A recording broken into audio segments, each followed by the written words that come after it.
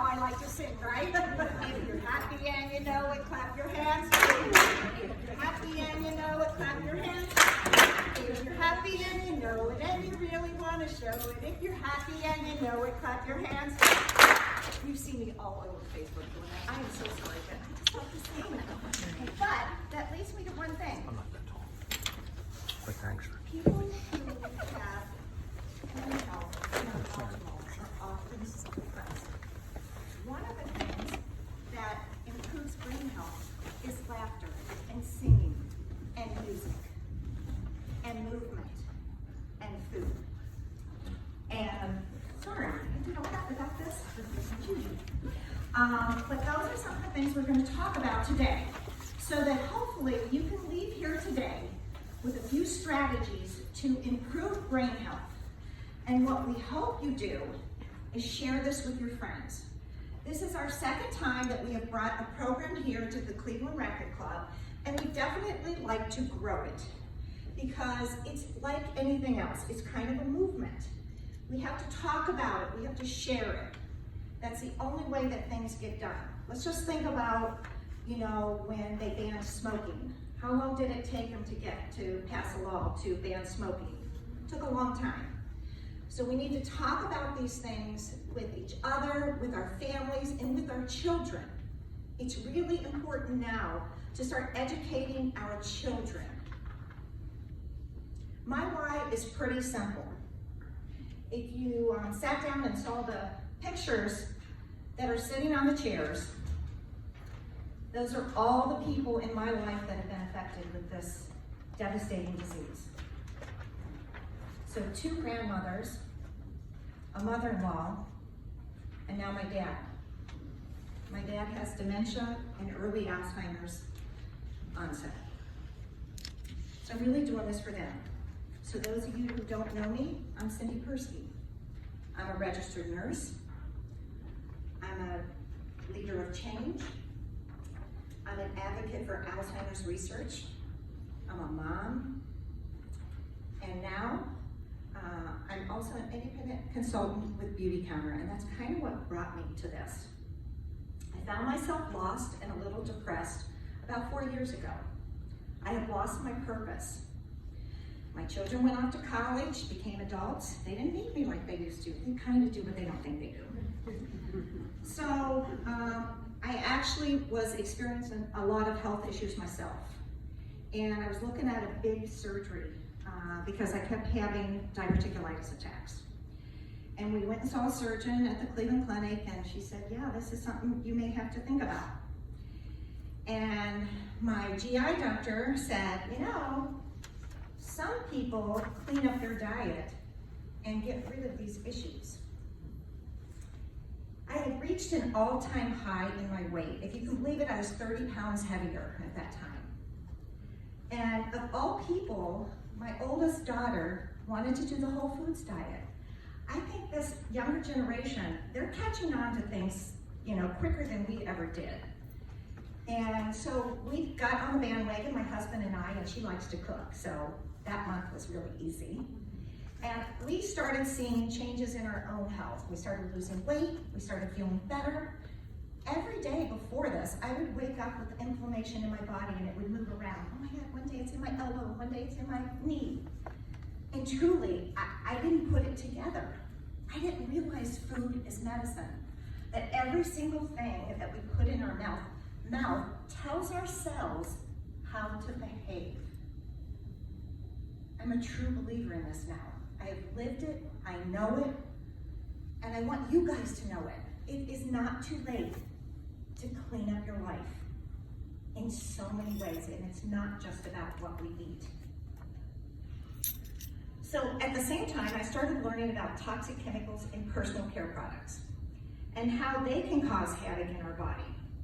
So the company I called, which I just told you about, is called Beauty Counter. Beauty Counter chose its name because we're countering the beauty industry. It's built on secrets and it's broken.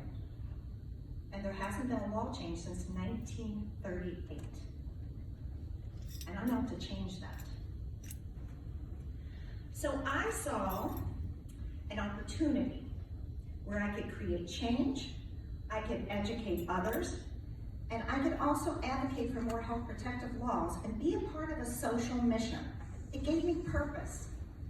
And most of all, I could leave a legacy behind for my children. It got deeper than that though.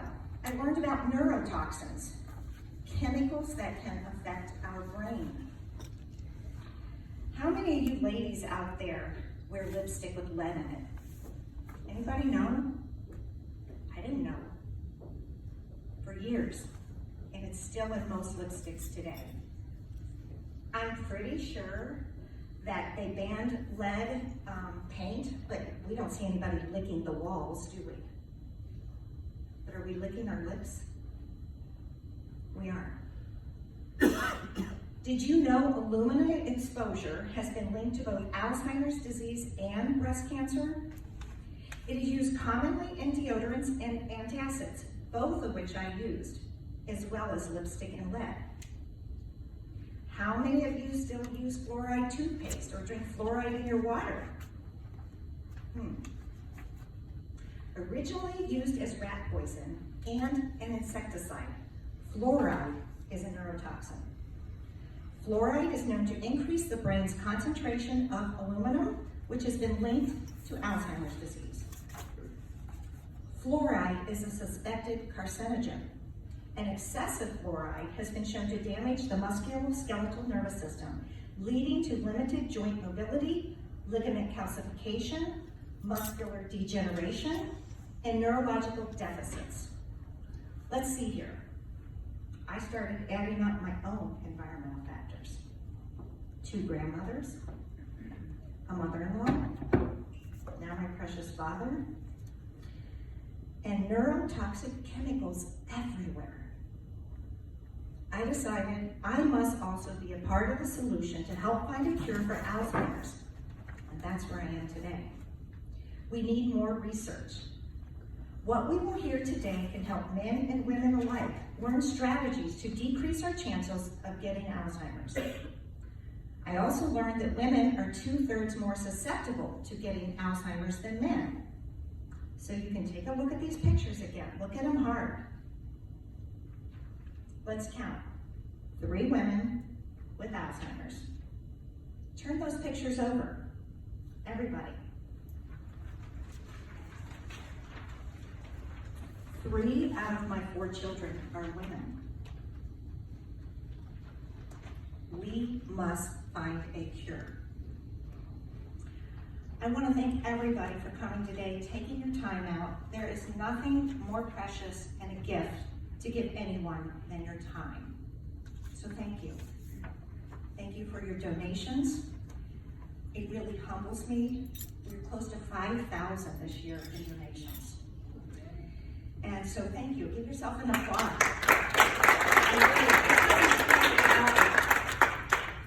I want to thank my family.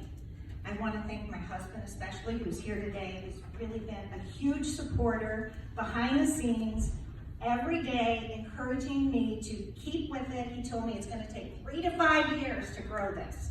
And he's right. And that's what I plan on doing. So please share. When you see things on Facebook that Lydia or myself, or maybe you come across another Alzheimer's, statistic, start sharing these things. That's what Facebook's for. It's not just to, scold right and give everybody a like and a heart. Yeah, do we like that? Because when you do, we know, oh, they saw it. But when you share it, it means so much more. That you might help somebody in your friendship base, because let's face it, I don't have thousands of people on my friendship page, on my Facebook page. But if we all start sharing, those hundreds of people can reach thousands of people.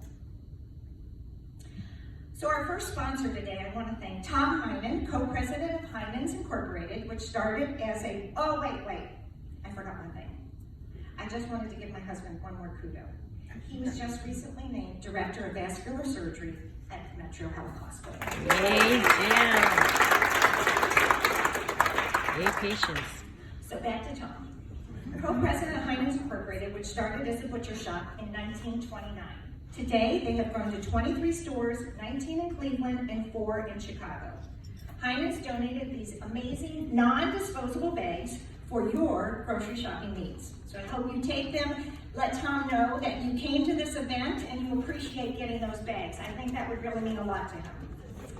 Next, I want to talk about inside the bags. Everybody gets one of these shirts if you dug deep in there. Hopefully, we only have medium and large, but one of my sponsors, Nadine Blackley, and her bio is in there. One of it is she couldn't make it today because she's also building her business in Naples. What a great place, right? There's some older people out there. But Nadine is the President and Chief Executive Officer of Rent-A-Daughter Senior Care. She began her business in the Cleveland area in 2003 as a caregiver for an elderly woman. The relationship that Nadine and the client formed was much like a mother and daughter. Nadine decided at that moment she had found her calling. She began to work with other elderly clients in the community and word quickly spread. Please read the rest of her bio when you get time, and if you have parents or grandparents that need some elderly care but don't need a full-on registered nurse or LPN, this is the person you can contact and she can really make it happen for you. And so she donated all the shirts today. So thank you, Nadine. We appreciate that. Next, hang on here, I gotta go through my paperwork. Gloria Treaster. Inside the bag, Gloria gave little pill boxes. I don't know about you, but I must take about 15 supplements now. And that's a whole nother story, but Gloria can really give you the 411 on supplements and why they are important. She's a certified holistic health practitioner and coach, and so she left us the little pill boxes. I couldn't do my pills without my pill boxes, so maybe you guys feel the same way. I think that's really an incredible gift, as simple as it kind of seems. But my husband and myself, we use our pill boxes. So Gloria is in the middle of, well, really at the end of writing a book, Wellness 101, so hopefully you'll see that on the shelves. In 2015, Gloria was appointed as a U.S. Ambassador for Global Wellness Day. She invited me to help participate in that. It's once a year down at University Circle, and that is a really big deal. So I was excited to help with that last year. Gloria's coaching practice is designed to further her goal of helping people achieve optimal, not just adequate, health and well-being. Gloria has earned many certificates over the years, including board certification as a holistic health practitioner and coach, certified corporate wellness specialist, corporate nutrition specialist, and empower you to be the CEO of your own health and well-being. That's one of the biggest things that I've learned through my health journey is we have to be our own advocates. But if you need help, Gloria is your girl. Gloria, can you stand up so people can see who you are? All right, so we're gonna go ahead and get started. I'm not gonna introduce the doctors until right before they go on, so you can really keep track of who they are. But I'm gonna introduce my friend and my really good friend who I love, Lydia. Lydia has taught me a lot about life, and she's one of the most positive persons I know. She encouraged me to meditate, and I'm happy to say I just finished a course on a 35-day meditation. And meditation is one of those things that actually has been proven to help brain health. And it gets easier. And it's not about being deaf, dumb, and blind in a meditation. We're going to have thoughts. It's just like our heart beating. We can't just tell our heart to stop beating. So we can't tell our mind to just turn off. It's a practice, just like eating becomes a practice. Eating the right things. Exercise is a practice. Well, meditation is a practice. And I'm here to say, I think I'm gonna keep going. I've really seen an improvement in just 35 days. So I hope you try that. Lydia's gonna come up and she's going to do a guided meditation to get this event kicked off. So Lydia.